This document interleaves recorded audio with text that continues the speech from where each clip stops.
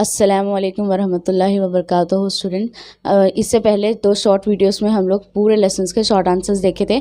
अब यहाँ पर मैं आपको लॉन्ग आंसर क्वेश्चन एक्सप्लेन करूँगी, किस तरीके से आता और किस तरीके से बना के लिखना है वो सब बताऊँगी इसके अंदर। ये पूरे आपके ऑल लेसन्स पोइम सब मिला के मोस्ट इंपॉर्टेंट लॉन्ग आंसर्स, अगर ये पूरे पढ़ लेके गए तो आप कोई सा भी क्वेश्चन आओ तो अटेम्प्ट कर ले सकते। यहाँ पर पहले लेसन का है, देखिए, हज़रत मोहम्मद सल्लल्लाहु अलैहि वसल्लम को रहमतुल आलमीन क्यों कहा जाता है। ये फर्स्ट लेसन का है, नात का पोएम का है। तो हज़रत मोहम्मद सल्लल्लाहु अलैहि वसल्लम को रहमतुल आलमीन क्यों कहा जाता है, मोस्ट इंपॉर्टेंट है ये। अब सेकेंड वाले में है आपको, शहर में आकर बसने वाला शख्स गांव की किन किन चीज़ों से महरूम हो जाता है। ये दूसरे लेसन का है। आपको मैं लेसन वाइज बनाती है सिर्फ ढूंढने के लिए, प्रॉब्लम नहीं होना बोल। तो ये सेकेंड लेसन का है, शहर में आकर बसने वाला जो शख्स है वो किन किन चीज़ों से महरूम, यानी कि उसको नहीं मिलती गांव की वो कौन सी चीज़ें हैं बोल रहा। और थर्ड में है, ये भी वही सेकेंड लेसन का ही है, सब चीज़ें अपनी शनाख्त बदल रही थी, इससे क्या मुराद है। तो ये वाला भी आंसर बहुत इंपॉर्टेंट है, बहुत दफ़ा पूछा जा चुका है। इसके बाद है आपको फोर्थ क्वेश्चन, खसीदे का खुलासा इसके अज़ाए तरकीबी के एतबार से लिखिए। तो खसीदे का जो खुलासा है, आप खाली खुलासा भी पढ़ लिए तो आपको अज़ाए तरकीबी आओ या खसीदे का खुलासा आओ या फिर मदासराई में किस तरीके से बयान करे वो आओ, कुछ भी आया तो आप खसीदे का सिर्फ खुलासा पढ़ लेंगे तो पूरा आंसर, पूरे क्वेश्चन को सा भी दो यही आंसर डाले तो आपको मार्क्स मिल जाते हैं। अब नेक्स्ट है, किसी की मदासराही किन औसाफ को पेश नज़र रखकर की जाती हैं। मदासराही करना मतलब उनकी तारीफ़ करना, तो ऐसे कौन से औसाफ है, औसाफ क्वालिटीज़, कौन से क्वालिटीज़ को रख के उनकी मदासराही करना चाहिए बल्कि आपको क्वेश्चन आता है इसका।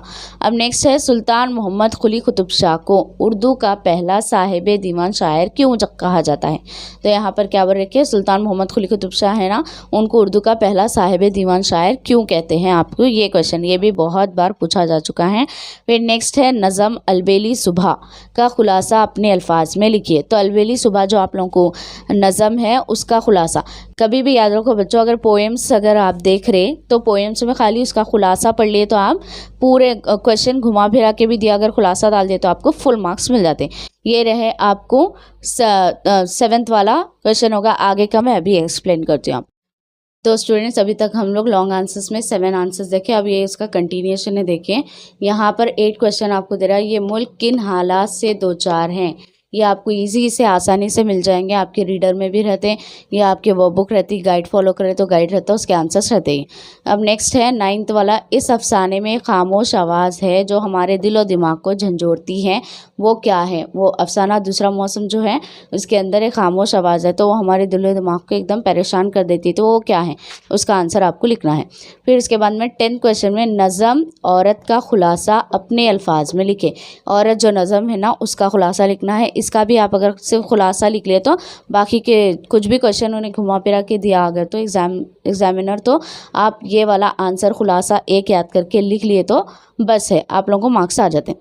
11th में है, अब्दुल कलाम अपने मकसद में किस तरह कामयाब हुए लिखिए। तो जो लेसन है आप लोगों को जिसमें अब्दुल कलाम का है, वो अपने मकसद, उनका गोल अचीव करने के लिए क्या कामयाबी, किस तरह कामयाब हासिल हुए वो लिखना है इसके अंदर।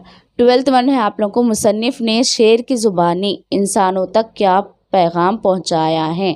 तो आप इंसान जानवर इंसान से नाराज़ है वो लेसन है ना, उसके मुसन्निफ क्या करे, शेर की ज़ुबानी इंसानों तक किस तरीके से पैगाम पहुंचाए वो लिखना है इसमें। नेक्स्ट 13, हमें इंसानों की जहनियत नहीं अपनानी और ना ही अपने मुफाद के लिए किसी बेगुनाह का खून कर सकता है। तो यहाँ पर एक लाइन दी गई है जो जानवर बोल रहे कि इंसानों की जहनियत अपने को नहीं अपनाना है क्योंकि वो लोग अपने मकसद के लिए, मुफाद अपने मकसद के लिए किसी भी बेगुनाह का खून भी कर सकता है। इस पर इजहार ख्याल कीजिए। तो किस तरीके से पहुँचाए उसके ऊपर आपको आंसर लिखना है। लास्ट वन है आपको गीत जो है आप लोगों का खून का रंग, उसका भी अगर सिर्फ खुलासा पढ़ लिए तो क्वेश्चंस कितना भी घुमा के दियो आप अगर खुलासा डाल देंगे, खुलासे में सब रहता है, समरी टाइप रहता ना वो, इसलिए वो एक भी लिख लिए ना आपको पूरे मार्क्स आ जाते। इस तरीके से फर्स्ट लेसन से लेके लास्ट लेसन तक मैं आप लोगों को इंपॉर्टेंट शॉर्ट आंसर तो शॉर्ट वीडियो में दे दी थी, वो पढ़ लीजिए। और लॉन्ग आंसर्स के लिए मैं जो समझाई हूँ आप लोगों को 14 क्वेश्चन मिले मेरे को पूरे रीडर में से, अगर आप ये पूरा पढ़ लेके जाएंगे तो लोग लॉन्ग आंसर कुछ भी और अटैम्प्ट कर सकते हैं, शॉर्ट आंसर कुछ भी और अटैम्प्ट कर सकते हैं। ये बहुत ही मैं देख देख के मोस्ट इंपॉर्टेंट क्वेश्चंस आप लोगों के लिए निकाली हूँ। तो 18 को जो एग्ज़ाम लिखने जाने वाले हो स्टूडेंट्स, अगर आप लोग ये रिवाइज कर लेंगे तो आप लोगों को बहुत ज़्यादा फ़ायदा हासिल होगा।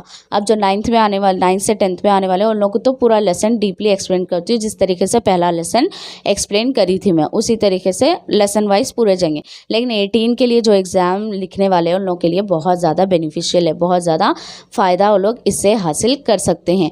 तो इसके बाद आप लोगों को ये लॉन्ग आंसर के बाद पेपर समझाई थी ना मैं, पेपर में लास्ट बिट है तख्लीकी इज़हार, उसके भी क्वेश्चंस मैं निकाली हूँ। अगर आप लोग वो भी देख लेंगे तो आप लोग के लिए बहुत ज़्यादा फ़ायदेमंद होगा। यहाँ तक आप लोगों को समझ में आया। इसके बाद तख्लीकी इज़हार के क्वेश्चन पूरे लॉन्ग आंसर्स लेसन के 14 हुए, ये 14 पे पूरा अच्छे से पढ़ लेके जाएंगे आप लोग तो आप लोग को परेशानी नहीं होती।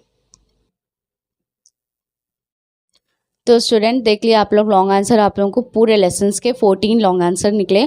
अब जो क्वेश्चन पेपर मैं आप लोगों को समझाई थी उसकी लास्ट बिट तख्लीकी इज़हार रहता, उसके अंदर भी ऐसे वाले क्वेश्चंस आते, ये निकाल के मैं रखी हूँ आपके लिए। ये वाले देखिए इस तरीके के क्वेश्चंस आते और ये तख्लीकी इज़हार मतलब कि आप आपके दिमाग का यूज़ करके किस तरीके से आंसर बनाते, इसलिए इसके अंदर जनरल टॉपिक्स पूछता आपको। यहाँ पर है फर्स्ट, जानवरों की अहमियत और तहफ़्फ़ुज़ पर चंद नारे लिखे, यानी कि जानवरों की अहमियत क्या है और उन लोगों की हिफाजत के लिए क्या क्या करना चाहिए, उसके ऊपर चंद नारे बनाना है आपको, चंद नारे लिखना है। और ये लास्ट बिट में आप लोगों को एक ही आंसर लिखना रहता, दो देता, दो में से एक लिखना।